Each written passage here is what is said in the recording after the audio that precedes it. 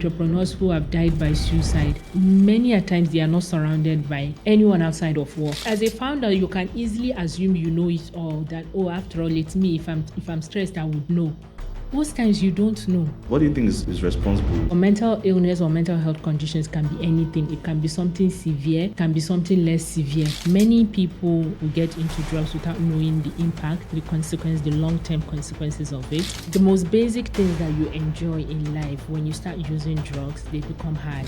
What is burnout? A total state of exhaustion where you're just maxed out. Your body is just done. It could either end up with you obviously having a mental health condition, like getting severely depressed. Is having a coping mechanism a bad thing? Oh no, everybody needs coping mechanisms to survive. Like what? Today's episode is actually a very interesting episode that I feel every entrepreneur, everyone building from Africa should watch, because I find the topics that will be discussed as a pertinent one, especially for every entrepreneur who is building in the unique terrain that we find ourselves in. Generally building an enterprise is hard, and it takes a whole toll on you, and it takes a whole toll on your mind also, which can affect your entire well-being and how you actually go about life. So I decided to bring my friend, who is someone who has been building as an entrepreneur herself, a mental health and wellness business and NGO, and also who has been helping people overcome challenges, helping people and organizations overcome the challenges that comes with that. And she's been really also using technology to also drive innovation within that space. And I find it to be quite interesting. And I promise I will hear all about that and about her journey in wellness, And I think it's going to be a really, really interesting conversation today, because if there's anything I know about Aisha is that she does not hide anything. She says it as it is with all the professionalism required. And I look forward to having a great session today. So in the description, please comment, like, share, call your neighbor, call your friends, whoever needs to see this video. And I promise you at the end of it, you would really be glad that you watched it. So we look forward to the episode. And also, if you liked my merch that I'm wearing, Doubtless Create More, you'll see more about it in the description. It's actually a merch for our upcoming conference, TMCon, this year. There are lots of better designs out there, and I think you should actually go to the link below and actually go look at what we have there. And I look forward to seeing you on October 26th at TMCon 2024, themed The Next Wave. With that said, let's move into today's episode. Thank you. Aisha, nice to have you. Thank you. Thank you so much. I mean, I think for me, first of all, if they ask me who is Aisha to me, I'll say Aisha is my friend. What does Aisha do? She takes care of people's minds.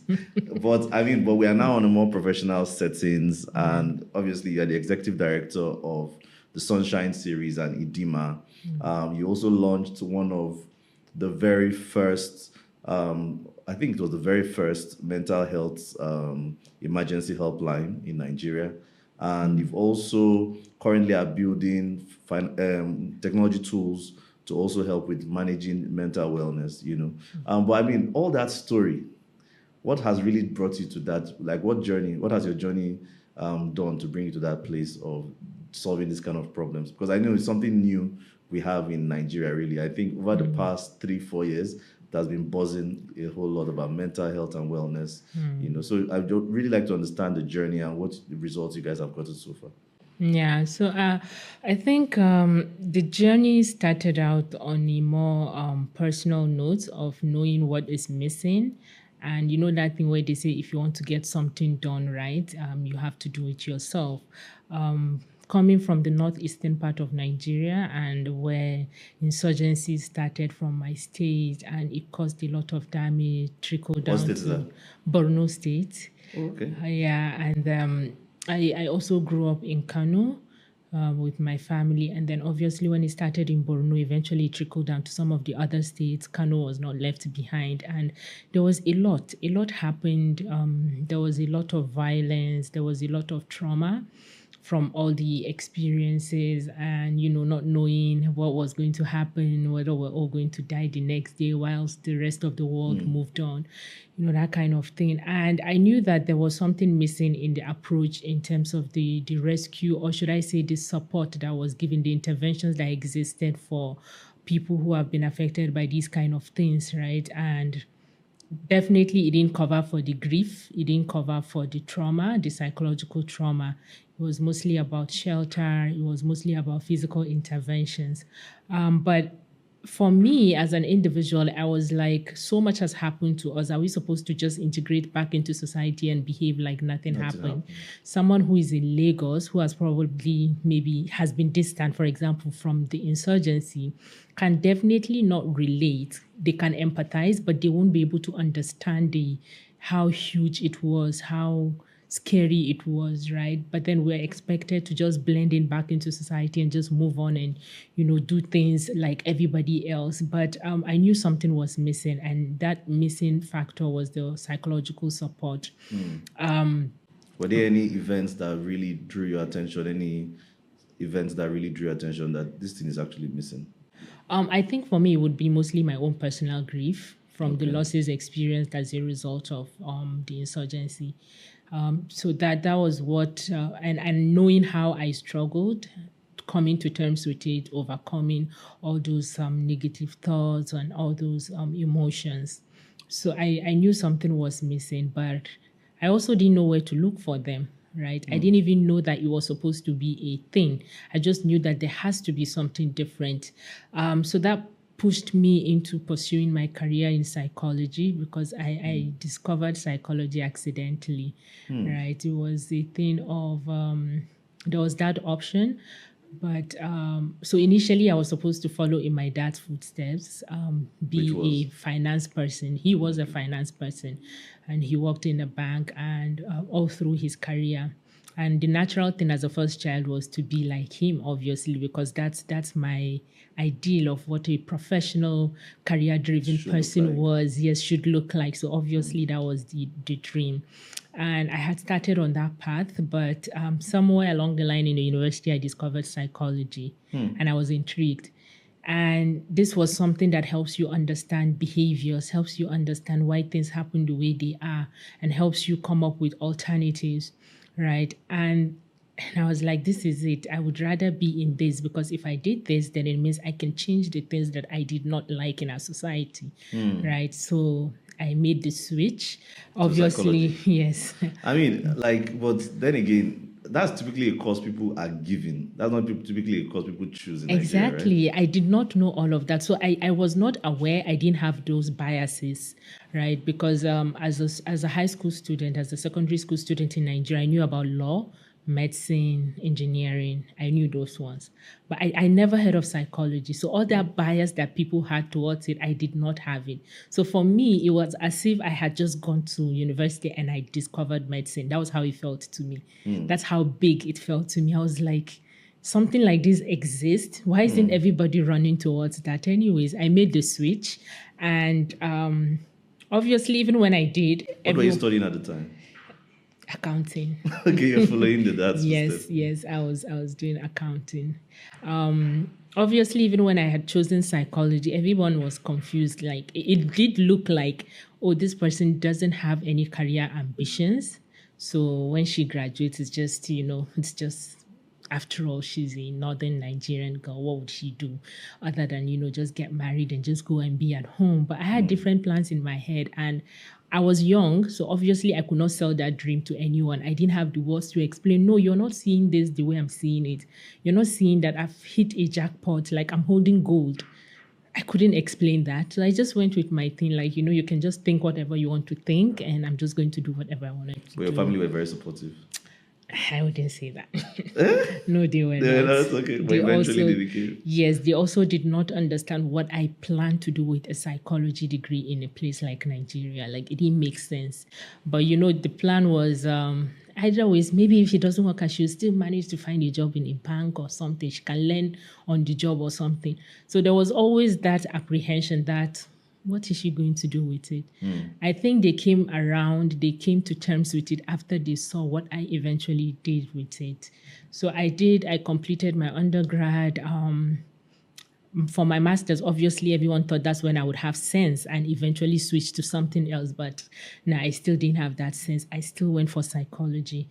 Plus, when that was the phase where I now realized that mental health care and support came from psychology, right? Yes. And then with my own personal conviction, with my own personal struggles, with also knowing what was missing during that crisis period, I was like, finally, this is where that psychology degree comes useful.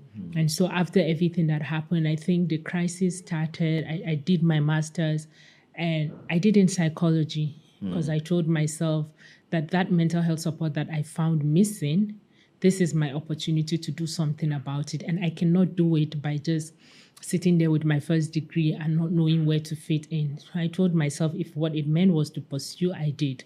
So I went for another degree in psychology again. Counseling psychology to be specific, because that was the area that would allow me to interact with people, to provide, to practice, to provide psychosocial support, to do therapy and all of that. And it was exciting. To be honest, I didn't go to university to mark attendance and just graduate and You really loved what you did. I did. I looked forward to it. I looked forward to my sessions. I looked forward to the times where we had practice, internships, and all of that. So I actually did that not just to get my certificate, but to actually do something with it. And well, since then, I think my journey practicing as a mental health professional started from there because we had to do a lot of practice, and I have not stopped since then. Yeah, but did you start working somewhere before you started Yes. Sunshine series? Oh, yes, and, yes. Idima and the mission behind it? Yes, so when I got back to Nigeria, the reality dawned on me. Where did you study? I studied in Ghana and in India. So I did my undergrad in Ghana and my master's in India. Interesting.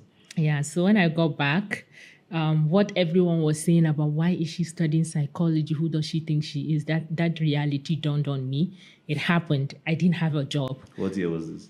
This was in 2014. Yes, I graduated in 2014. So imagine having 2 foreign degrees and no job.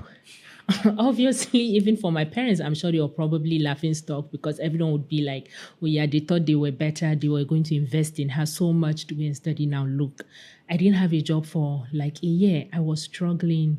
That was after I had completed my NYC. Even during my NYC, they didn't even put my skills to use. I was teaching. And I was like, you people have a general hospital. I could be there. I could be doing mental health work there. That's where you should put me. You're not lacking in teachers to teach in primary school. Put me there so I can be more useful there. Nobody understood what I was saying. So obviously I went with the flow, came back, done with that. I didn't have a job because when you go to most hospitals didn't have mental health facilities. They were not going to create it for just me, and private institutions, there weren't private centers like that. So it was, and I didn't want to settle for anything else. I didn't want to go to work in a bank. I didn't want to go and work in a company. I didn't want to go and work anywhere. So imagine myself, and I grew up never knowing any psychologist, like till the point where I had my 2 degrees, I had never met a psychologist in Nigeria.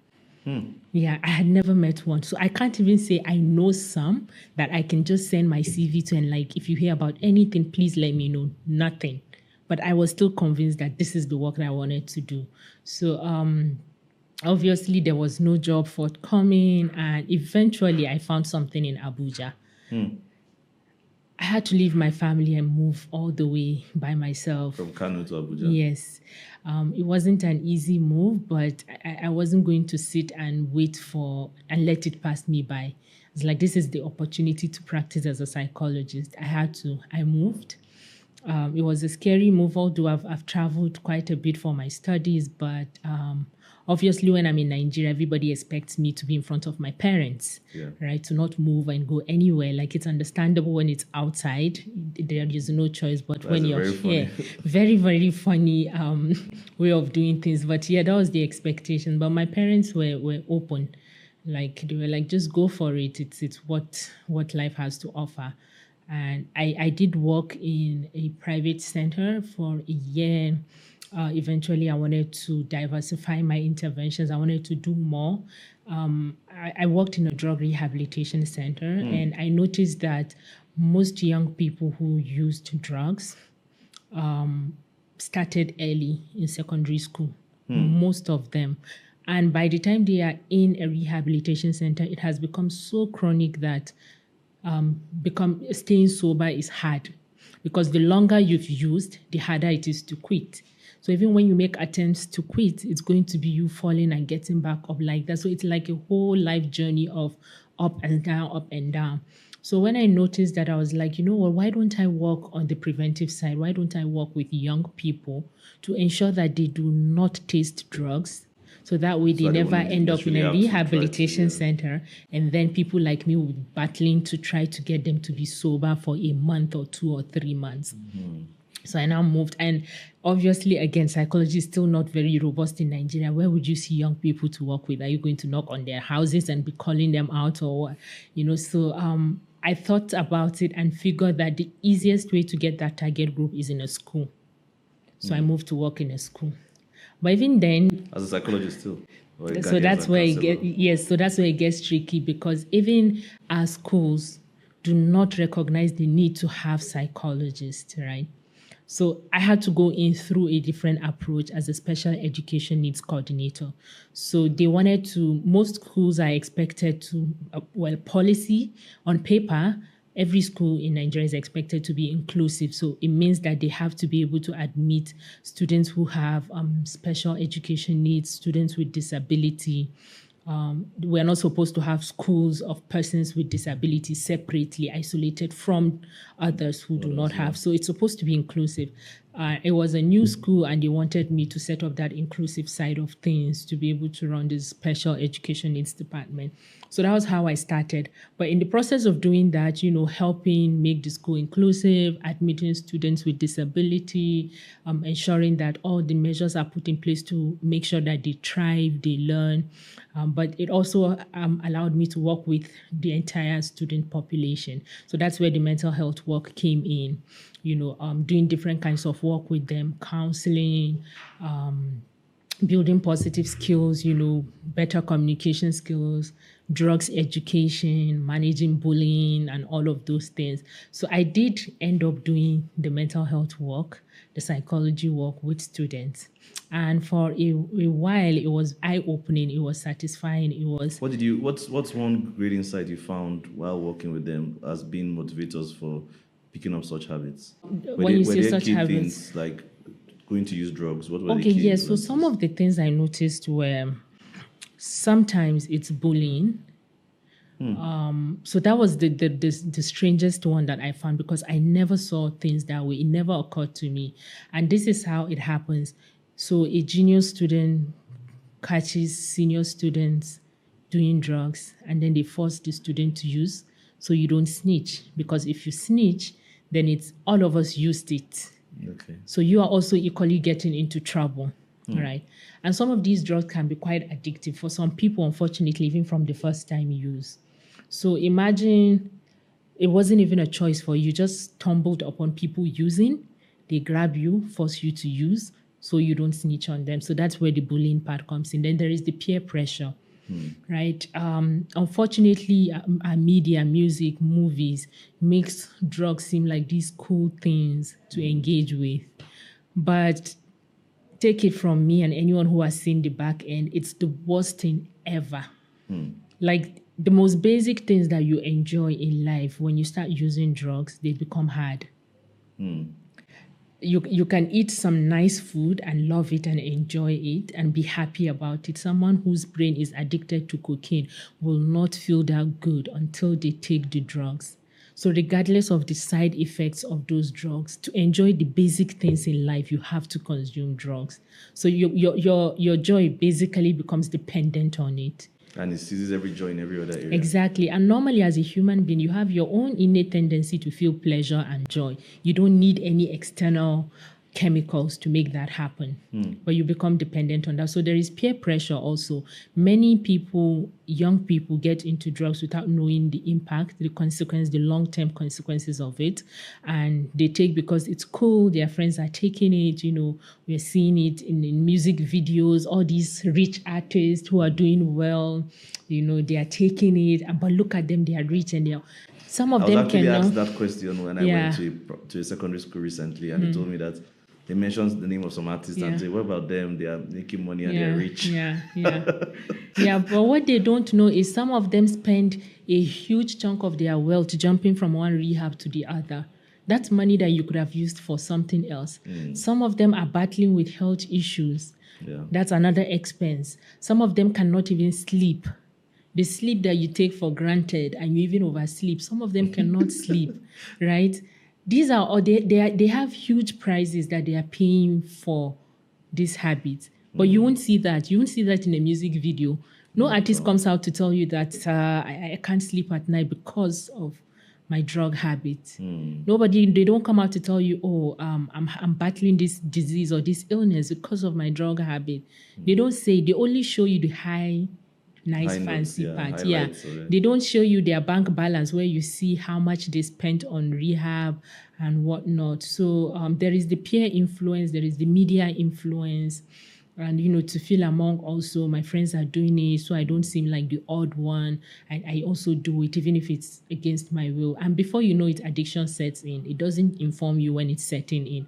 So even after you are no longer friends with those people, you still have that habit with you, right? So these are some of the major Drivers. drivers of drug Those young people, behavior. among young. Yes. But yes. I mean, so how did your journey evolve to starting Idima and Sunshine Series? So yes, I think I forgot to mention somewhere that I'm also an extremely ambitious person. So when I want to do things, I rarely ask people to tell me whether it makes sense or not, because it makes sense that I've thought about it is enough validation for me, and it's going to happen, right? So I come up with these thoughts and I'm like, no, things should be this way or they should be that way. And most times what I've noticed with people is once you tell them, before acknowledging whether it makes sense or not, they want to criticize why I think this is difficult or impossible to do. Right. And the minute that happens, then you now see all the problems. No, it's impossible. So why I mention my ambitiousness is, remember how I left working in a drug rehabilitation center because I wanted to attack the problem from the root cause, right? Then I did that work with young people for a couple of years. But in between then, I was still consulting for NGOs if they had things to do, if they had mental health projects, and I still worked with clients in therapy, right? Individuals, couples, families. But I also realized that just being in a school allowed me to work with just one target group. But the entire country needs mental health interventions. The entire country needs to understand mental health from a different point of view, not the negative one that we know. And if I'm here, as much as I'm making so much impact and I love it, but it limits how much I'm able to do.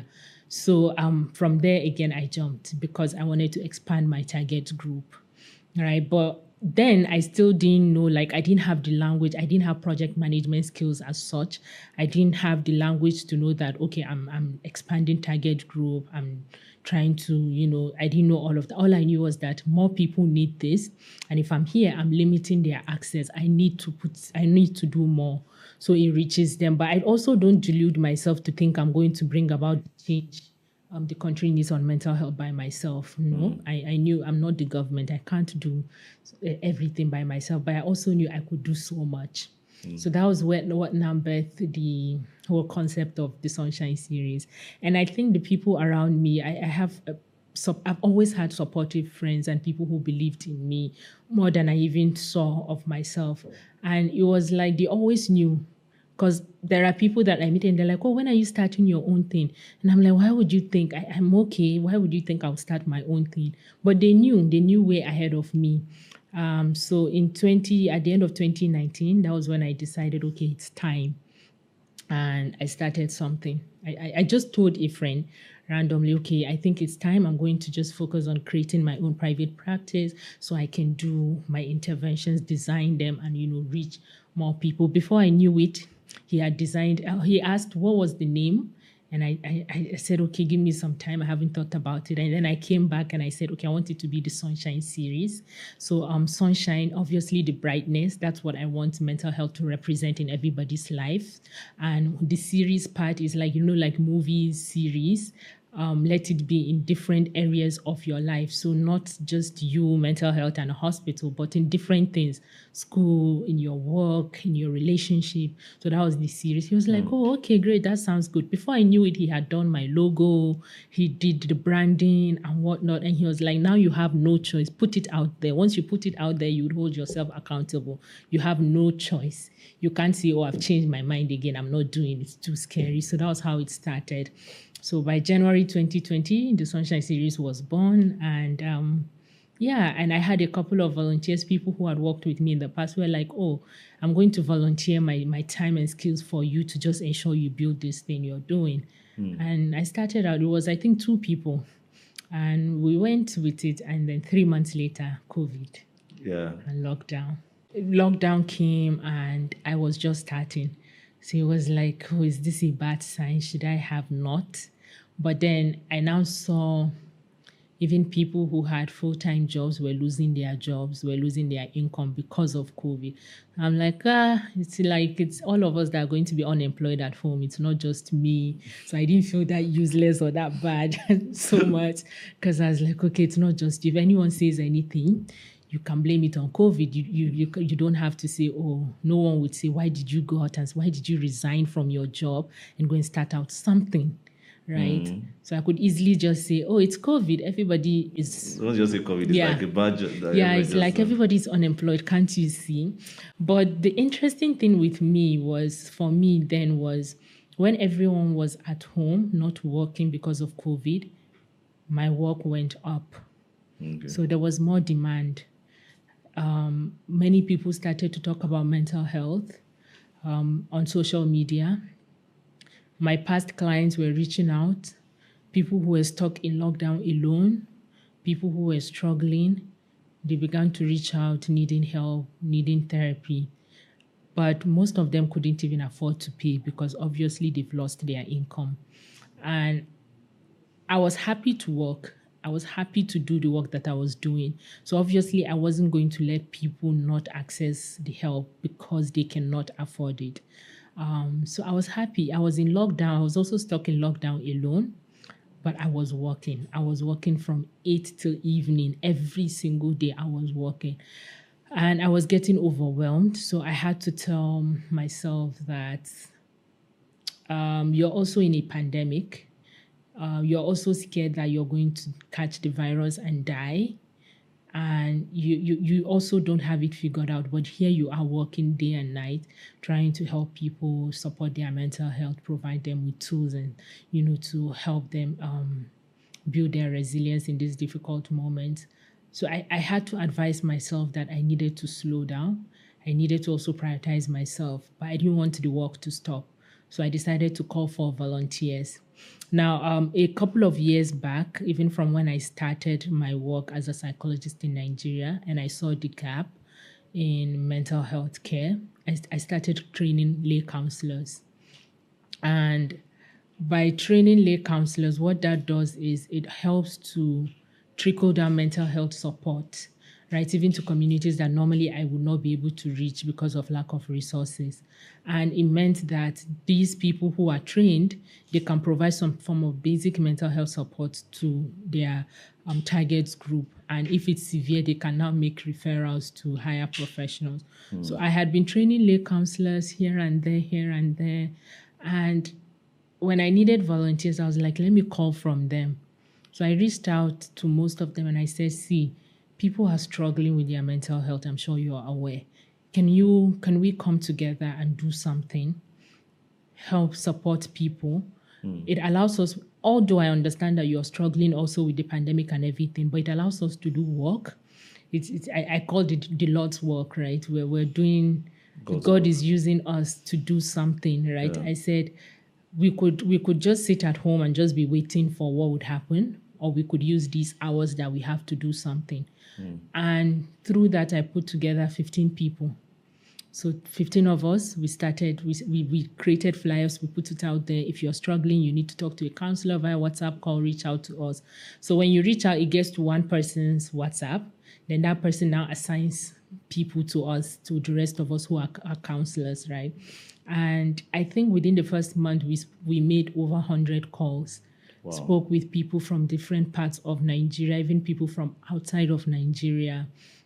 And it gave us a sense of fulfillment, right? So as everybody was idle and not doing something, we were doing something. So we were like the hidden frontline workers from home, because then we only knew frontline workers as the medical personnel that were out there and on the field, yes, but we were the frontline workers behind the screen who were holding people's mental health together, right? And so we did that, we were doing that. Eventually,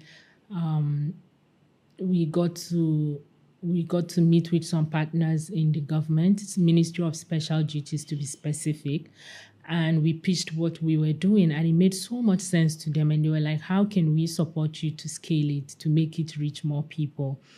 And we said, so we've been doing this via WhatsApp, but this is still only accessible to Nigerians who had internet data, who had mobile devices. Right, but it's still not reaching the average Nigerian in a grassroots community who only has access to their mobile phone, but they don't have access to internet.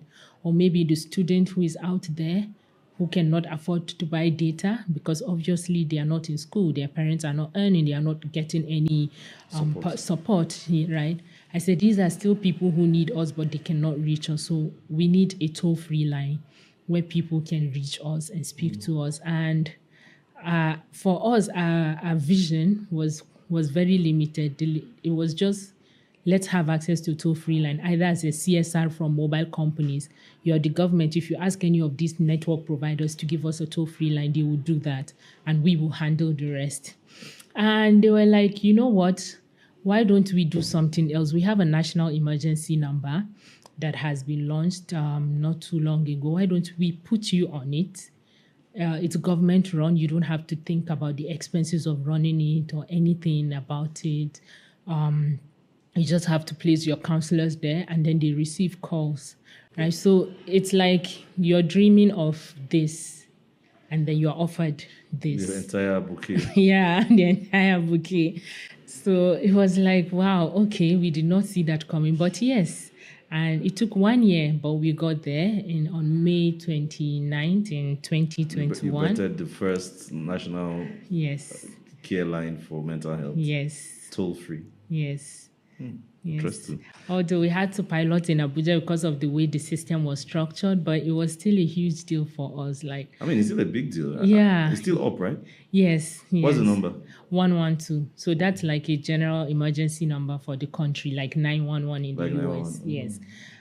And even for my team, I think it still sounded too good to be true, but we're like, yes, we'll see. What if they're just messing with us? And do people call? Yes, people do call. People call, but we had to invest heavily on publicity because it's a national toll-free line, right? So when you call, we are not the ones picking up immediately. They have their call center agents who pick up, because there are different departments there. There is police, there is road safety there is ambulance, then there is us doing mental health. So you have to say who you want to talk to. Then they now transfer the call to the desk. So we had to invest heavily in publicity, so that people know what to say when they call. We did flyers, we did, what do they call that kind of publicity where you go out on the streets and talk? Guerrilla marketing. Yes, we did that. We spoke with a lot of media houses to put the word out there. We even created a radio drama where we dramatize stories of people who were struggling, like average Nigerian, touching on different issues, like maybe someone who was kidnapped, how they struggled. Then at the end, the call to action would be, if you're struggling with these type of symptoms, dial 112 and speak to a counselor. So we had to do a lot of publicity, and we realized that also sometimes people only assume they have mental health issues when they are roaming on the streets looking unkempt. So we had to invest heavily in educating people on what the different layers of mental health can be. I want to take the conversation towards how we currently perceive mental health. Right now, there are two very, very opposite school of thoughts I've started to see, especially as a business person. You have people who feel like people are just making excuses, and you have people feel like the world is coming to an end. So you really find that balance, right? And what I mean by people say people are making excuses, people that say, "What do you mean by mental health?" They are very dismissive of it. Yeah. And then there are people who it's almost like they just everything for them is. I mean, you hear people say, "Oh, that's a toxic workplace." Oh, this thing is not any small thing. They just say it's not good for my mental health. It's not good for my mental health, and it's almost like people now are not necessarily. These people feel these people are lazy. These people feel these people are not sensitive. Yeah. Right. Yeah. So it's almost like you are not really taking. We have two school of thoughts, and I know that a lot of our religious and cultural setup is what has informed this. Yeah. But it seems like there's also a side that has taken things to an extreme, whereby it's almost like you are just saying you don't want to work or you don't want to do anything at all. Yeah. What are you guys finding about that, and what's the balance? I think it all comes down to the lack of awareness of what mental health is, right? And when you don't know, for years we've assumed mental health is all about what we call a mad person. Yes. When you see someone on the streets looking unkempt, that's what we see and call mental health. So we have a set of people who are fixated on that is mental health. That's the definition Yes. in their minds. So obviously, when someone comes up or comes to work and says, you know what, something has happened and it's impacting my mental health, and they are talking to that kind of person, and that kind of person is looking at them looking clean, smelling nice, obviously they are like, what are you talking about? Yeah. I need to see you on the road running up and down, looking very, very dirty. Then I would know that you have a mental health issue, right? So if you look at this, it's an awareness gap. People don't know what mental health is. Mental health can be anything. Mental health on its own is something that everybody has. Yes. But mental illness or mental health conditions can be anything. It can be something severe. It can be something less severe. We have something called stress disorders, which has to do with stress.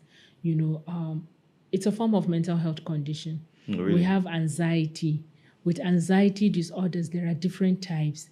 There is the panic attack, there is the phobias, fear of something, there is maybe social anxiety, like fear of public speaking, of being in social gatherings and whatnot. We have depression.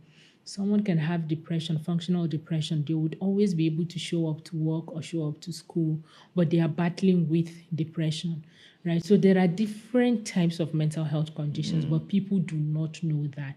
And when they don't know that, they now assume that those who are verbalizing these things are making things up. And I'll use physical health as an example, Okay. right? With physical health, you can be healthy when you leave your house in the morning. But by evening, something happens. Either there was a lot of heat, or you didn't eat on time, or there was a lot of pressure. But by the time you close from work and go home, you have a terrible migraine, right? If you called me and told me you had a migraine, would I say you're lying? You were fine in the morning. I would acknowledge that. Then maybe try to discuss with you what could have led to that. It's the same thing with mental health. I could be mentally healthy and upbeat in the morning. Then life happens. Then by evening, my mental health is threatened. Now, the fact that it's threatened, it does not necessarily mean that I may have a disorder or an illness. It could just be mental distress, which is expected because life happens. Yeah. But then, just like physical health, then there could be times where it now graduates and progresses to an illness. But I think one of the struggle that I've seen with mental health has been, in terms of the diagnosis and conditions, has been the fact that a lot of it can't necessarily be, it's not seen. There's a lack of like physical evidence that one could say, oh, I can touch her body so I can feel her temperature, or I could see that she's in so much pain. I mean, a person could be smiling and be having mental health issues, Yeah. right? Yeah. And we don't even know that person. So I think also maybe that has also contributed to, because Yes. now then I can just easily wave the flag, and it feels like, oh, I wasn't just okay, but really I was okay. I just wanted to use it because now you can't check that.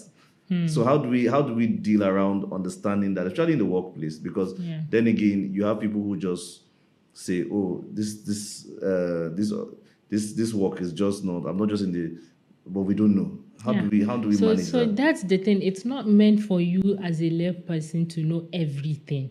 That's where people like us, mental health professionals, come in, right? With physical illness, if someone on your team said they suspect that they could probably have malaria, or maybe they suspect they could let's say maybe they say they suspect they could have something as severe as cancer. Do you sit and wait till you can see the signs before you agree? You immediately refer them for assessment and checkup, right, to someone who has more knowledge on these things. And then you now get feedback. But with mental health, everybody wants to be able to see and diagnose before they agree. So even when someone tells you, I'm struggling with my mental health is not in a good place, I think I'm struggling, I think there could be something wrong with me. You want to be the one to know what is wrong and find out and ask the person questions and whatnot. And then you're the judge, the jury, and the executioner. No.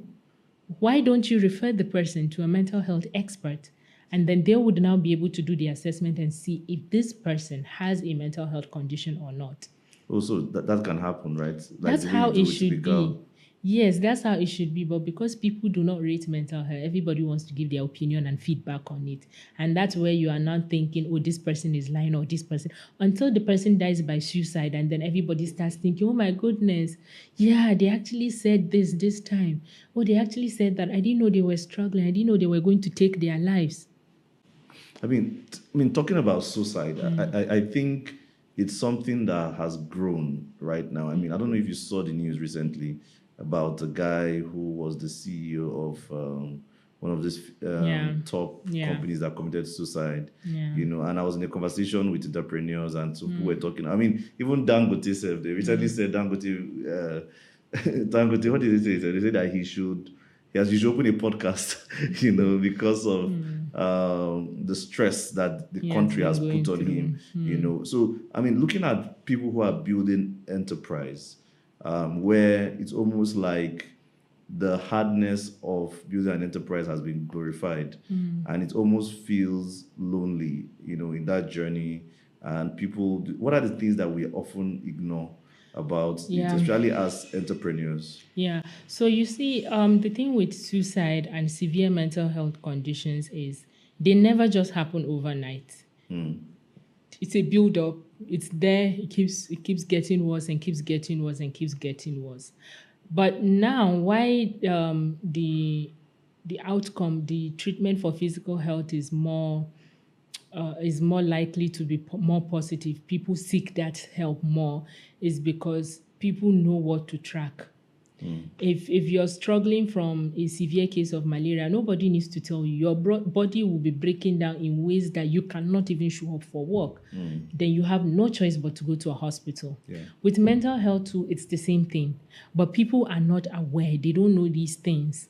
And they keep ignoring them till it gets so terrible. And with mental health too, the longer it stays without it getting addressed, the more difficult it gets to manage. So some of the things are, for example, if it even links to some of the things you experience with your physical well-being. You have someone someone in a managerial role, they tell you they don't sleep. They sleep only 1 hour per day or 2 hours per day, or they don't sleep at all, or they have to use drugs to sleep. That's drug abuse. So there is drug addiction there, but they don't even know. To them, all they say is, I need something to What sleep. about coffee? Or they are doing alcohol. Coffee is to make you stay awake, right? Yeah, it can also be addictive, because sometimes your body is requiring you to power it with energy drinks to stay awake because you're not letting it rest. Yes. And so that's the build up. It keeps building up. It keeps becoming stress till it gets to burnout. And when it gets to burnout, it's the severe stage of stress. What is burnout? It's like a Because total, the word I hear it yeah. used a lot. I don't think we've So gotten it's a like professional definition of what it actually a means. total state of exhaustion where you're just maxed out. Your body is just done. So it could either end up with you, obviously, it can end up with you having a mental health condition, like getting severely depressed, or it could even be physical, having high blood pressure, heart attack, stroke, So that's the extremities. So when stress has been there and it has been there for so long and you It's are gonna not build up. managing it, it builds up and becomes burnout. Burnout is where your body is ready to give up. And how it's going to give up can manifest in different ways. Right. So these signs are usually there, but we it's like we consider suffering a badge of honor. Yes, as a founder, you as an entrepreneur, you and suffering are like five and So how six. do we manage? How do we But manage it? Because I mean, Jensen Huang of Nvidia says, I yeah, mean, even Mark Zuckerberg wrote a shit recently, learning by suffering. All this yeah, thing. yeah, So how do we manage it? Because yeah. yes, I mean, I know there are positive stressors. There's the whole Yes, idea of this, yes, but yes. how do we manage it as entrepreneurs? Because like you say, we are twins. Well, how do you Yeah, manage we it? make it our identity. Like it's like the moment I'm having a week of no stress, it's like we are not performing. You start to think, no, you're not performing. That's why you are this calm and no issues. There has to be some problems. So how you manage it is really by listening to your body. And there is this phrase that I usually borrow all the time and say, you cannot pour from an empty cup. As a founder, I don't think there is anybody who understands the vision of the organization more than you do. So you need to be there because every time it will be taken from you. New team members, new projects, new deliverables. There is always going to be content from you that needs to be taken to make things happen. Right? So whatever it is that you're pushing for, if you're not your best, if you're stressed out, the quality of whatever comes out of you is not it. A lot of people assume or they say that when they are under pressure, they tend to perform better. It's a lie because you have a deliverable to present. That's why you push for it. But if you were not under pressure, you're in a good place mentally, the quality of your productivity is on a different level. It's totally way better. But because you're so used to just delivering under pressure, under bad conditions, it seems like that's the only way. Right? So you need to listen to your body. You need to prioritize those little things that you think you would have time for later in life, but you would really not have time for them. Sleep, eating well, exercising, maybe not in extremities. Not everybody is an exercise person, but exercise can mean anything. It can be taking walks, having a positive support system. Isolation is one of the biggest silent killers for entrepreneurs. Your work normally would take away from your time, but as it's taken away, you need to fight that back. You need to surround yourself with people that uplift you, people that give you joy, people that make you happy, people you banter with, you laugh with, you spend time with. Because when you have that, even when you're drowning, it's easy for them to see it and to pull you back. But most times, if you check with entrepreneurs who have died by suicide because of a lot of work pressure, many a times they are not surrounded by anyone outside of work. Yeah, because I think typically what now happens is, Yeah.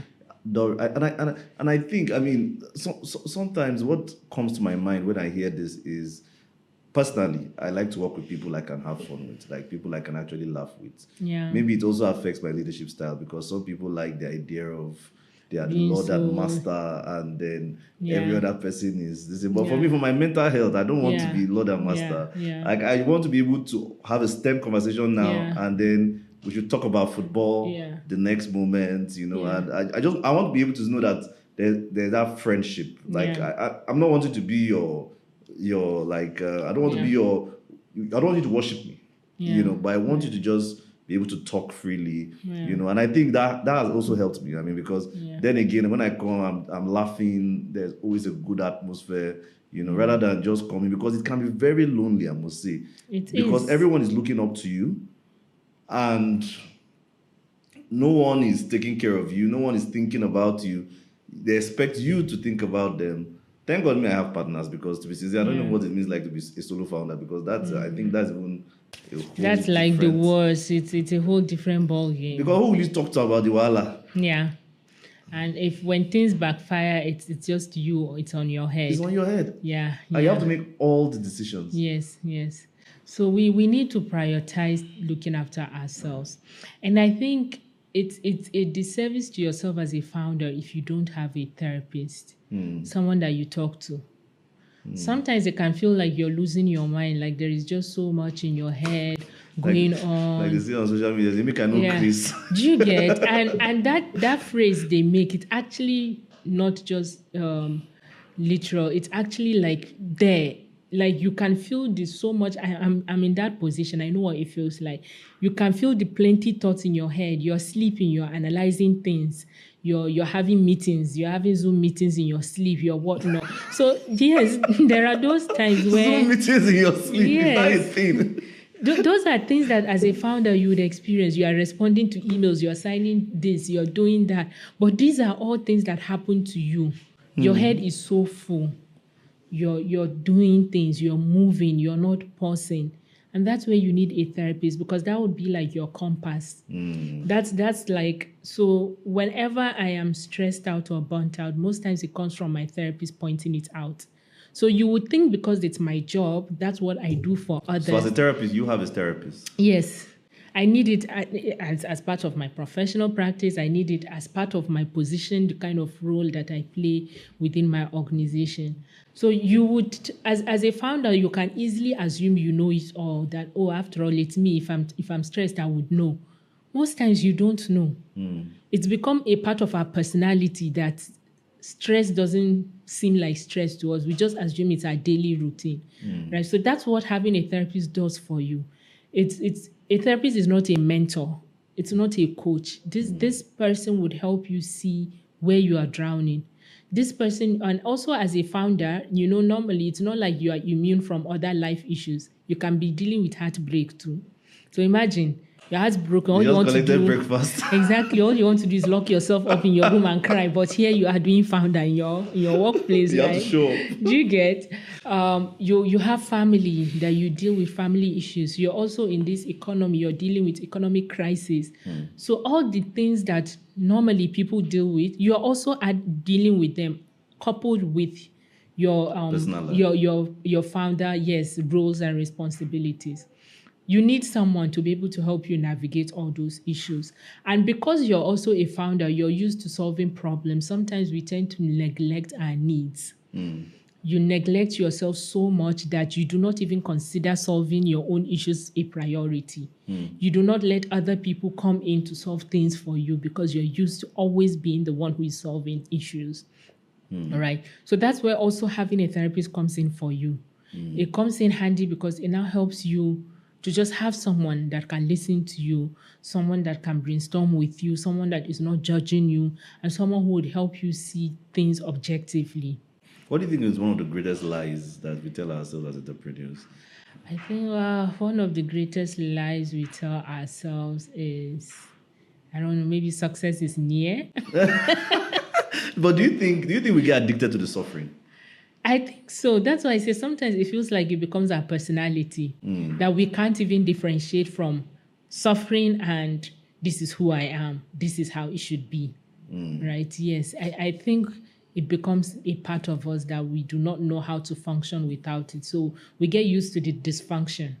I was speaking to an entrepreneur on this podcast, and that was actually one of the things that also put pressure on me to ensure that I did this episode with you, because he said something that when he said it, I kind of paused, being an entrepreneur myself, trying to build a vision. He said that at a point, he stopped, like, it's almost like you stop having joys, you start having relief. And then he said, it's almost like when you now make your breakthroughs, all you feel is relief. You don't necessarily even feel joy anymore. It's almost like someone will be like, you just achieved this. And you'll say, Yeah. Like I can close that file. Like finally, finally I can move on to the next thing. And then when he said it, I was like, wow, That's what a lot of people feel. Yeah, and so that's where when I said earlier, you need to surround yourself with a positive support system, because this is one of the places that they come into. A lot of times I do certain things. Right now in my career trajectory, in all the things I've done, I don't think there is any one thing that I can sit and tell you, oh my God, I feel this intense joy inside of me for myself. For me, it's always about the other person. It's always about, oh, we launched a helpline. Great. So it means more Nigerians are going to be able to get this and that. And that's what I'm thinking about. I'm always thinking about, oh, great, we did this. So this person is going to get this and this and that. It's just very objective for me. I'm just looking at, okay, who is going to benefit from this? Whose life have we made easier with this? And that's it. But I'm supposed to pause also and, feel some level of joy because I know the pains it took to get to this point. So I should feel that joy and excitement. Yeah, I kind of feel like the joy is like a refueling for the next. As a founder, that's one thing that you struggle to do. So most times for me, it takes the people around me to remind me. They are always doing that to me. Sometimes I randomly wake up to their messages, or you know how like friends would banter or hype. My siblings would say things and be like, "Oh, you did this. Oh, you did." Even my parents and when they are saying it, I'm like, so I have to pause and now say, "Yo, if it was someone else who did all those things, how do you think they should feel?" Then it now starts to dawn on me that, oh wow, those were great things, those were amazing things.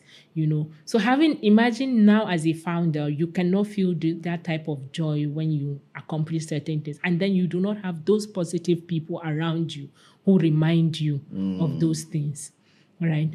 So that founder will likely keep accomplishing and not feeling anything. And then there you find cases of suicide of top people that we are here on the corner admiring, and we're like, oh my goodness. Yeah, I mean, sometimes I think we wonder, like, how will this person that has Yeah. all that I've ever dreamt of... They don't see it. You are the one who sees it. They don't see it. They don't feel it. So you as an outsider, it's easy for you to objectively see those things, feel the joy, even though it's not yours, but vicariously feel the joy on their behalf. Yeah, I mean, sometimes you just live vicariously through other people. Yeah, so it's the same thing as for them, for a founder who is in that situation, because you've been through so much, you're so stressed, you're so overwhelmed. Sometimes that you forget to live in the moment, you forget to enjoy the joys of certain milestones you've accomplished, and then it doesn't feel satisfying. It feels like you have done nothing. But that's not the truth. That's not the reality. So this is something that also founders battle with. And this is where, again, when you have someone to talk to, it helps. It helps you to mirror what's happening. Is having a coping mechanism a bad thing? Oh, no. Everybody needs coping mechanisms to survive. Just that not all coping mechanisms are positive. Some are negative. Okay. Like what? Well, someone is using alcohol to sleep. That's a negative coping mechanism. Or someone is using drugs to stay awake. Or someone is using drugs to be able to speak in public, to engage in public speaking. And maybe the person's work involves a lot of public speaking, which means a lot of drugs. Those are negative coping mechanisms. Or people are engaging in unhealthy behaviors and habits to manage stress. But positive coping mechanisms can be things like having a hobby that you enjoy, having friends that you hang out with, spending time with family, traveling, holidaying. Those are all positive coping mechanisms, yeah. I mean, because typically I think what happens is that when we hear the word coping mechanisms, a lot of times what comes to our minds are negative connotations, because it feels like when we say coping, people think like you are struggling, like you're just coping with it. You don't want to really deal with the issue. So it would be delusional to assume that life would happen without challenges. Life will always throw lemons at you. That's for sure. And especially as a founder, let's even say as a founder in Nigeria, every day things are changing, policies are popping up, economic crisis is hitting hard. So there would always be one problem you're dealing with or the other. And sometimes these issues can be things that are outside of your control. So there isn't much that you can do to change them. Does that mean you sink, or does that mean you stay delusional and ignore them? Because if you ignore, then they would cause more harm, right? So, but when we say coping mechanism, as life is throwing lemons, although you cannot force life to not throw lemons, but you can be able to do something with those lemons it's throwing at you. So is there like a mental framework or toolkit that a person could listen to this podcast and say, okay, this is what I can do if I'm an entrepreneur?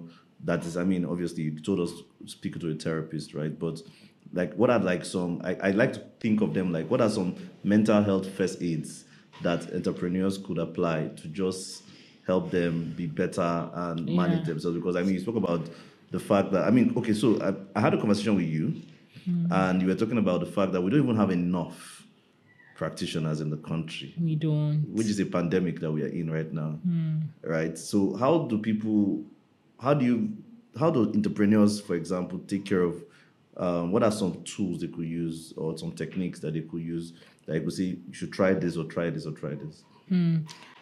So even though we don't have enough professionals, mental health professionals, but I don't think even the ones that we have are being utilized to the max. Oh, okay. Yes, so we still need more people to stay aware, to seek help, to receive the support. And hopefully that would ginger more people to, go into the profession and all of that. I'm sure medicine, being a medical doctor, didn't happen to just be glamorous overnight. It was a need that was identified. Then there was the gap that was filled by them. Then people kept seeing the need and kept accessing. Then the profession kept growing. Yeah. So it's the same thing. But as an individual, the things that you can do is, first and foremost, I think it's important that we tell ourselves the truth. You're not superhuman. You're not superhuman. You're not immune to experiencing mental distress or having a mental health issue or something like that. No, if anything, you're even at a higher risk because of the nature of the work that you do, because of the nature of the challenges that you have to deal with as a founder. So you need to tell yourself that truth. You need to tell yourself that truth, because that removes a lot of responsibilities from your shoulder. Because imagine if we went about going through life knowing that if I had typhoid now like this, I'm the one who is going to treat myself. I'm the one who has to go to the lab and do research and come up with the concoction. We all know that it's not your duty, because you have acknowledged that if I have physical health issues, I have people who are trained to support me in that. So that takes away a lot of responsibility from you, right? All you do is probably ensure that, okay, I'll try my best to not fall sick. I'll try to eat healthy, drink clean water, and that kind of thing. It's the same thing for mental health. Acknowledge that if it does happen to you, running away from it doesn't solve the issue. Acknowledge that there are people out there who are trained to support you in that situation. Yeah. But if you really do not want to get to that point, then what can I do? So you need to prioritize all those little things that ensure that you don't get there. You need to prioritize your sleep well. You need to prioritize eating well, because these are things that also affect your mood. Your mood. Yeah, they affect the chemicals in your brain that gets released, the pleasure chemicals. These are things that generally also influence your mental health. You need to recognize the signs. So when you're stressed, now what are the signs? There are general signs of stress. Like for some people, they get very irritable.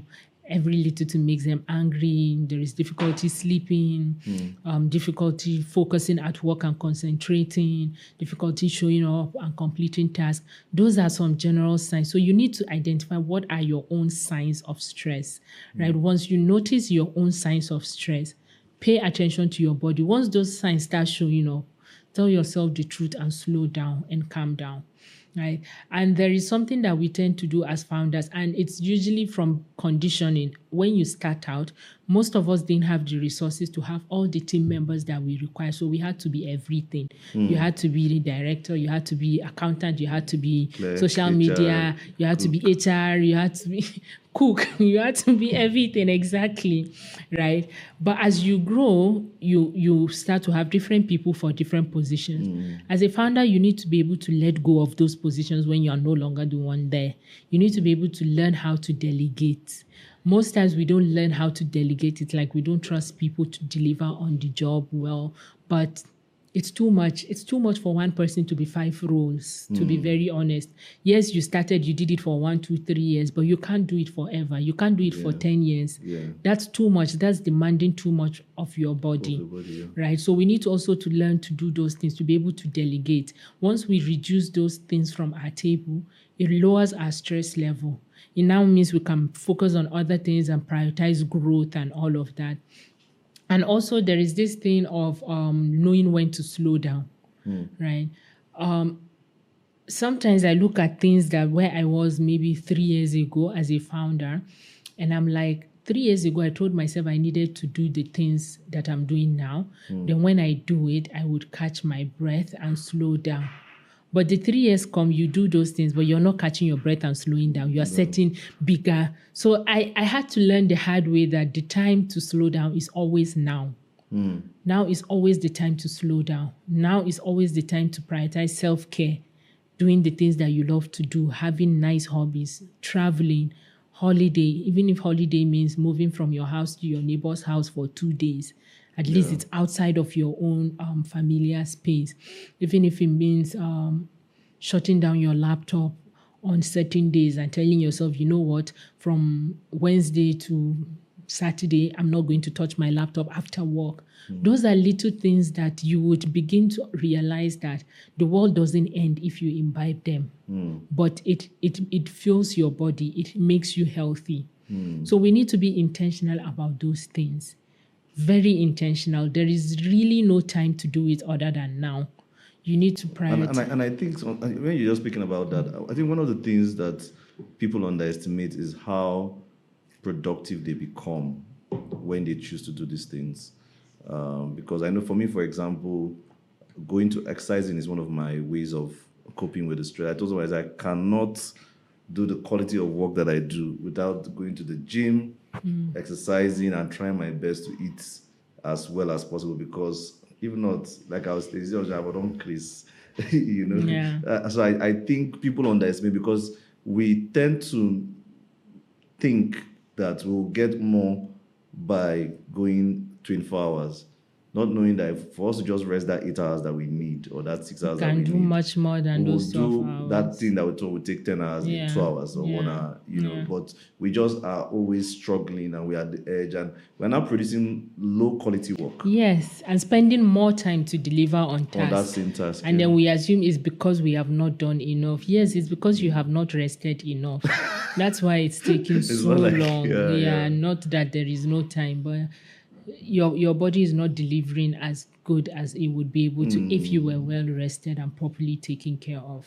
But I mean, so the question that comes to mind now is, as entrepreneurs, as founders, as people trying to build enterprises, we often struggle with a lot of so for example, I've seen people who end up not recognizing who they become, you know, in the process because of the demands of what that role makes you to be. Some become very psychopathic, you know, especially dealing with the ups and downs, people coming, people leaving, people, I mean, if you are within a context of Nigeria, you're fighting, you know, a lot from people. You're having to even sometimes, you just find out that I've seen situations where people don't even recognize who they've become.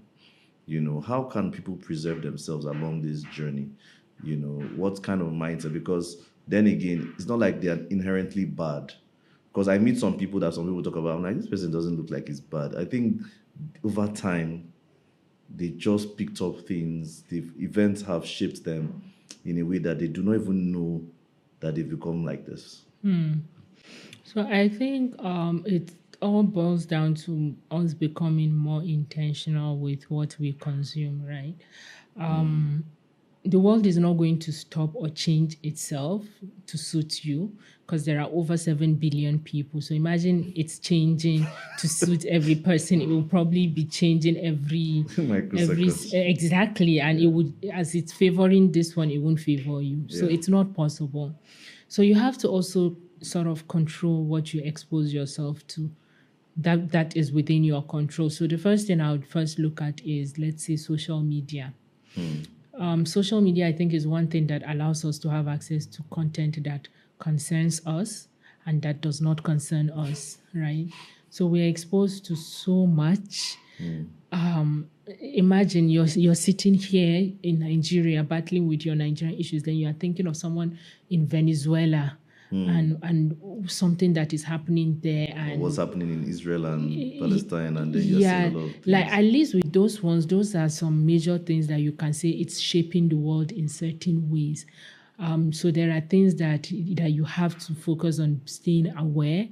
The war in Ukraine and Russia is such that apparently it's affecting food security Yeah. for someone who is far here in Nigeria. Yeah, wheat You and know, all. yeah. So there are some things that are happening globally that, yes, they are interconnected, even if it's not happening in your geographical location, but it's somehow going to affect you. But there are things that are not your business. But because we are on social media, we're consuming everything. Imagine I'm sitting here in Nigeria, I'm now having arguments with people on Twitter about something an influencer did in America. Like, how, from where to where do you get? But these are things that rile you up, they make you emotional, they overwhelm you, they stress you out. And then it's all, and then that's not just it. Whilst you are battling with that from maybe Twitter, you're also looking at Instagram, and then there's another one that doesn't concern that you're also, buried in. So there is so much. The world has so many distractions these days, and that's how the world is making money. By you feeding on these distractions. Our minds are the now Yes, sacrificial lambs. yes. So you now have to choose to prioritize what you expose yourself with, even in terms of, let's even leave social media physically. You hear people talk about someone. I'm sure all of us can relate. There will be one person that would complain about a certain friendship day in, day out. They are complaining about how this person is terrible to them, And how they still this stay person, there. and you're still there, like, you have to prioritize. It's not being selfish, it's not being heartless, but you have to prioritize. Your mental health would be in a much better place if you did not have to deal with that. And many a times there are some of us who get stuck in unhealthy situations and we don't have a way out. Like maybe, for example, women or men who are in bad marriages and maybe due to financial constraints, they are stuck. Those are situations that you can look at and be like, it looks like this person doesn't have so many options. But if you look at so many situations that we are stuck in, we do have options, but we're there for whatever reason. What do you think happens in such a mind?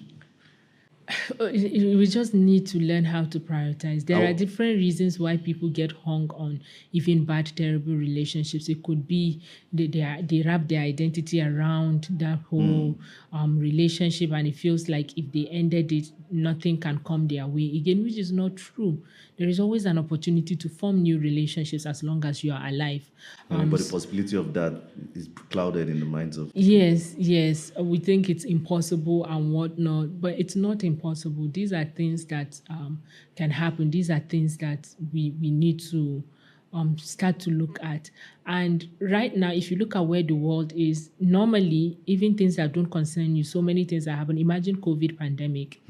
A pandemic wasn't something that one person caused, but it affected everyone. Yeah. So it's not even a thing, even if I don't want to mind its business, it will mind you. Yes. Yeah, so there are things that you have no choice. They will definitely affect you. But there are things that you have a choice. They don't have to affect you. So you have to sit and tell yourself, what are those things? So you're creating your own safe space. Yes, you have to create your own safe space. The world is, the way it's going, it's likely not going to be a safe space in a long while, but you can still create pockets of those safe spaces.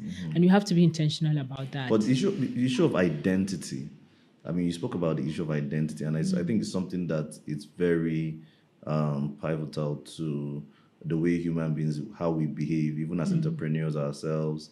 Sometimes we've also even tied our identity to our work. I mean, and even to the general like public, must not even necessarily be an entrepreneur, but how does identity affect how we go about engaging with some of these things?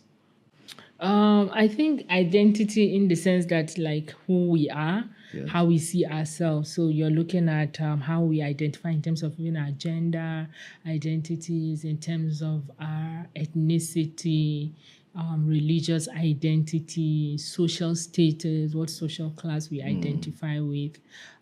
These are things that naturally would happen, right? And how But don't these you think sometimes it can stand as a form of, because I've identified with this religion, or I've identified with this people group, I've identified with this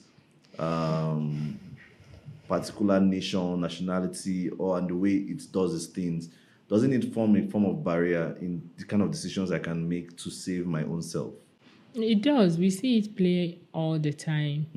We see it happen. If you look at the politics of Nigeria, we see it happening in our politics. Even at our own detriment, we still engage with politics and elections on Or identity identity lines, lines? you know. So, yes, it definitely is something that can impact us in many ways. But the barriers are countless, But right? what would you say? Do you agree that we are entering a mental health pandemic? I think we are in it already. I think we are in it, and I think the COVID pandemic worsened it, right? Because if you look at the impact of the pandemic, maybe aside from people who sold maybe Food. nose mask and Okay. things that were needed, those ones who cashed out during that time, there is rarely any positive you can think of. It's either the economy, the inflation it created, or the health issues it caused, the difficulties in traveling it created, the unnecessary expenses. People had to do COVID vaccine, they had to be doing tests to travel. There is just negatives all around. And those were things that worsened people's mental health. Yes. So we are in that mental health pandemic, and it's not a Gen Z thing of, Yeah. oh, my mental health is no, no, no. I mean, It's just that now we have the language. People know what word to use. People are now more open to acknowledging that my mental health could be suffering, but it does not necessarily mean I'm roaming on the streets looking very unhygienic and unkempt and whatnot. People are slowly shifting away from that shameful and stigmatizing way of approaching mental health. what do you think is responsible, or what are some key things that are responsible for this mental health pandemic that we're having? The list is endless. The wars going on. Have you gone on news channels lately or social media? There is always someone's dead body, someone's grinded body somewhere or the other. So there are wars. Wars create trauma. They can create psychological trauma. They can create, even if you're not in it vicariously, they can affect you. Then there is global economic crisis. People are unable to make ends meet. People are unable to afford basic things like food, shelter, healthcare, and all of that. That can worsen mental state. There is also crime rates. If you look at crime rate going on currently in Nigeria, if you look at the high rate of insecurity, these are traumatic experiences that can affect your I mental mean, you've also health. mentioned social media. Yes, Yes. social media, cyberbullying.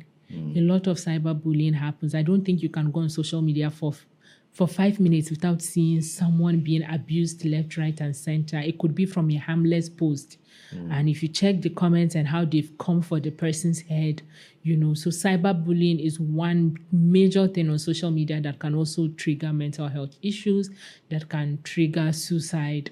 And there is also normally mental health also, you don't need triggers. Sometimes you don't need environmental factors. It could just be genetic, it could just be biological.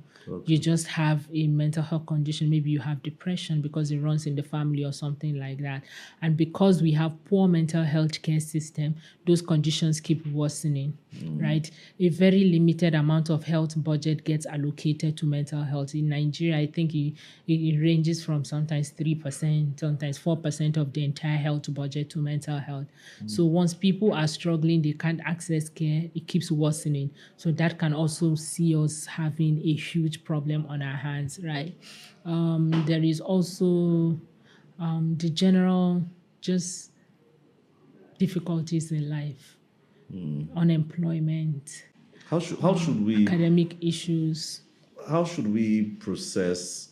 I mean, you said something earlier that really got me thinking, which is the fact that there's a framework of understanding also that life is not a bed of roses. We must prepare our minds to handle the lemons that it will throw us.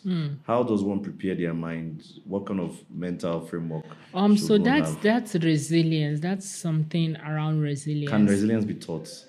It can be taught. Normally, as humans, we have our own individual levels of resilience. It can vary, right? But we normally have the ability to bounce back once we face challenges. But sometimes we can also learn, right? But how? Your question was, how do How do we people handle? How do we build difficult? resilience? How do we build resilience? We build resilience mostly by acknowledging the things that have happened to us, right? Acknowledging the things that have happened to us, being practical about what strategies exist that can help us deal with it. So we're looking at coping mechanisms, right? Then we're also looking at is it the way you are thinking about this issue that's making it such a huge deal, or is it really a huge deal? Because sometimes the way we think about certain problems, perspective is what poses the challenge for us, right? There is also you like just looking at how to bounce back. What's the next steps? What needs to be done? So instead of sitting in the situation and wallowing in it, but looking at what needs to be done. Thinking of a solution. Yes, thinking of a solution. I came across a quote recently.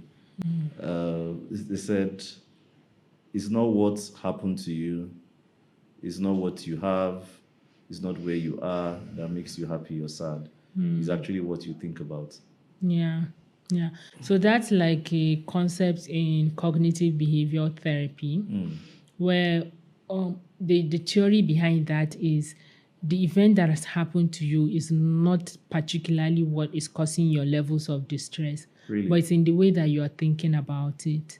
It's your thoughts that influences your mood and your emotions, and then how you're generally feeling about the whole situation. And most of those thoughts are negative. And once you're able to change those thoughts to become more positive, it would influence your mood and all of that. So it's not just about what has happened to you, but also how you perceive what has happened to you that makes a huge difference. So, how can we build that positive perception? Because I think some people just feel like they are just like there are people that will tell me, "Oh, you're just always optimistic. You're just pessimistic." And then there are some people that are just always negative. Is there a formula? Is there a way to make yourself on a brighter The side? work is going to have to be very intentional. Like if you agree that you're someone who is always looking at things from a pessimistic point of view, you're always seeing the negative, then you have to now tell yourself, I need to do different. Now, how do you start doing different? Always catch yourself whenever you're having negative thoughts and tell yourself, this is what's happening. I'm having negative thoughts. What can I do? Let me think about this in a different light, right? And then you start to think about it in a different light. Yeah, so it's something that you have to intentionally keep cautioning yourself. So you have to catch yourself before someone catches you. You have to catch yourself. Then you have to remind yourself that this is what I am doing. I am being pessimistic. If I was going to be optimistic, what would it be? How would it sound? What would it be like? Yes, then I would repeat. So it's practice that makes perfect. You keep repeating it. You keep catching yourself being negative. You keep reminding yourself to think positive. You keep doing it over and over again until it becomes natural and easy for you. So that could take months, years, but you just have to keep reminding yourself. Entrepreneurs always deal with failure. I mean, typically they say failures are the building blocks to success. How do you see failure, and how have you taught people to see failure? So for me, I think I look at it from a spiritual angle. Really? Yes, I like to think of myself as a spiritual person. I identify as a Muslim, Yeah. and we have this way of seeing things that once a thought crosses your mind and you feel like you want something and you feel inclined to pray for it, it's because God wants you to ask Him for it, right? So when I plan to do things, I think about it and I'm like, okay, I want to do this. I want to execute this project or this program. But I also obviously have to do my research to be sure it's not just a good idea in my head, but who needs it and all of that. But when I'm inclined to do something, I would most likely pray about it. And we also have this concept where it said that God answers your prayers in multiple ways. One, it's either what you prayed for, He gives you that exactly, or what you pray for, He doesn't give it to you. But because not giving it to you is the best for you, or He would replace it with something else.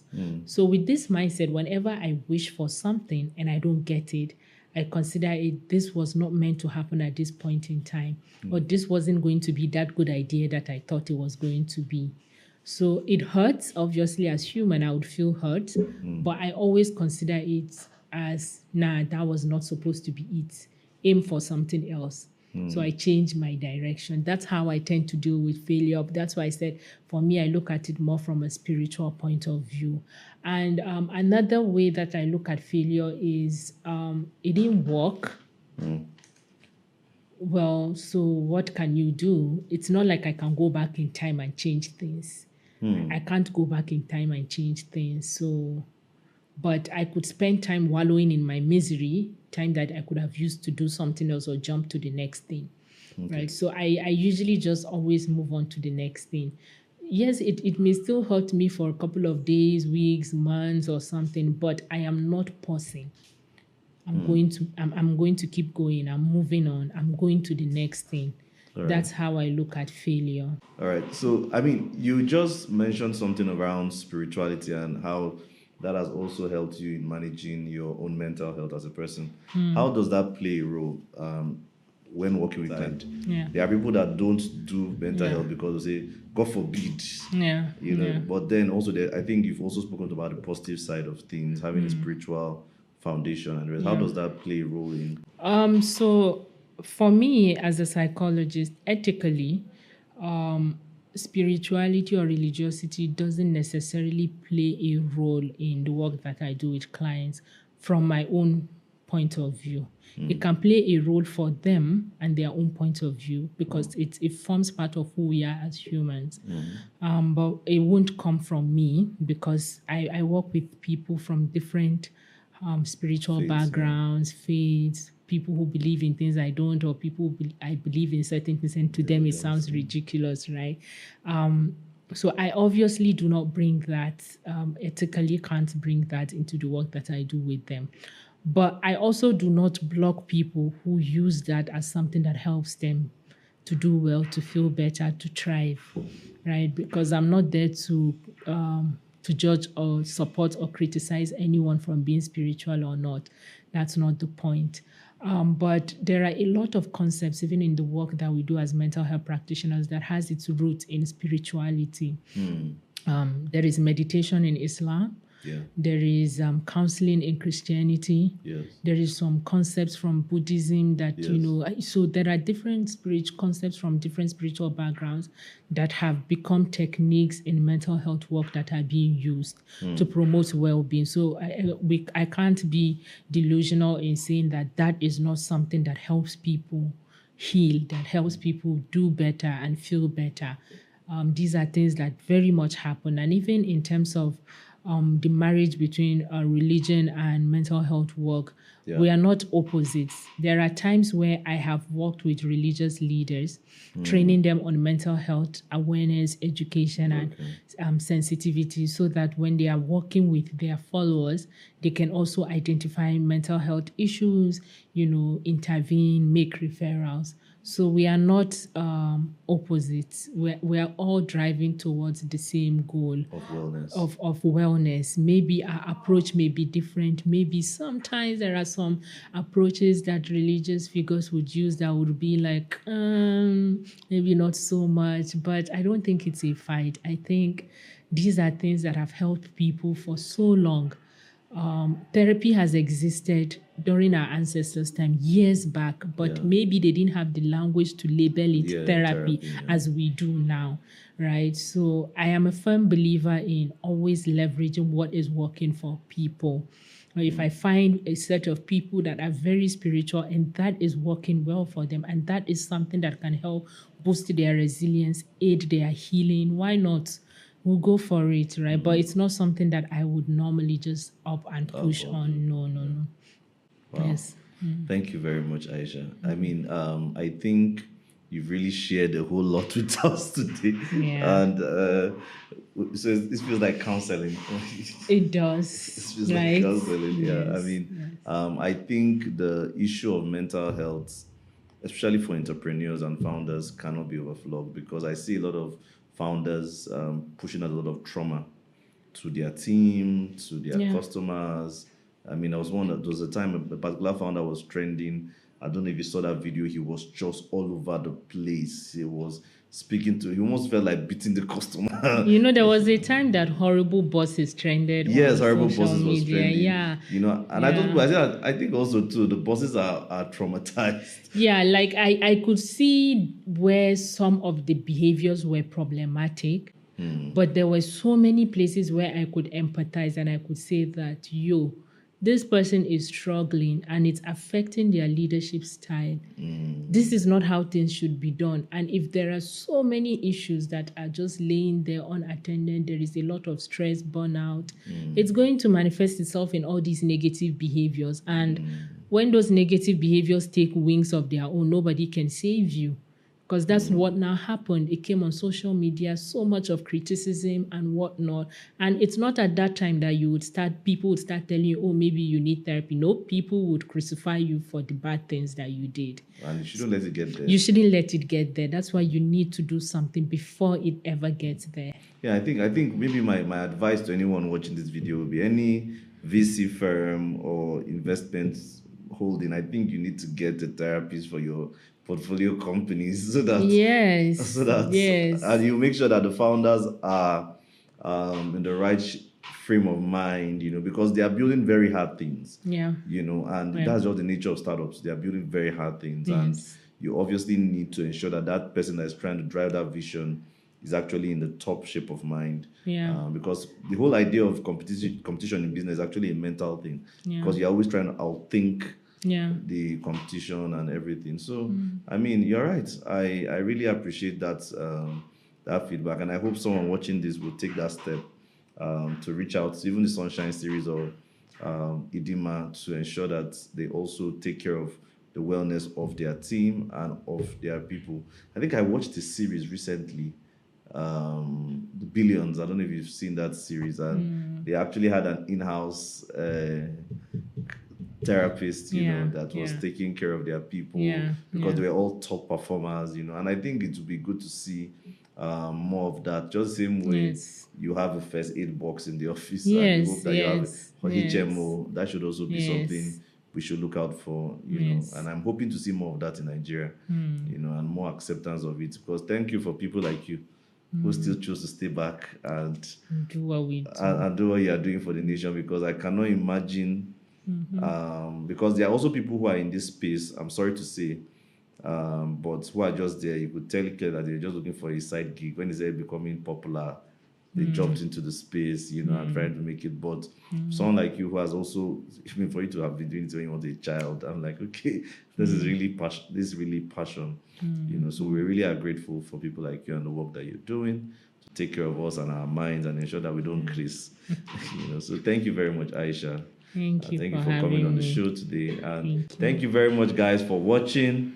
I mean, I promised you at the beginning that it's going to be exceptional. And I'm sure the promise was kept because I'm sure you'd have seen all that she shared with us today about the key things we could do to better take care of our minds and the key things we should do going forward to also take care of our environment, and various tips on how to be successful, and ensure that we don't lose ourselves in the process. So I look forward to catching you on the next episode. Information about her and the work that she's doing will be in the description. So please do like, follow, visit her website, learn more about the work that she's doing and how you could also benefit from it. And then also don't forget to like, share, and subscribe to this video. I look forward to catching you in the next episode. Thank you.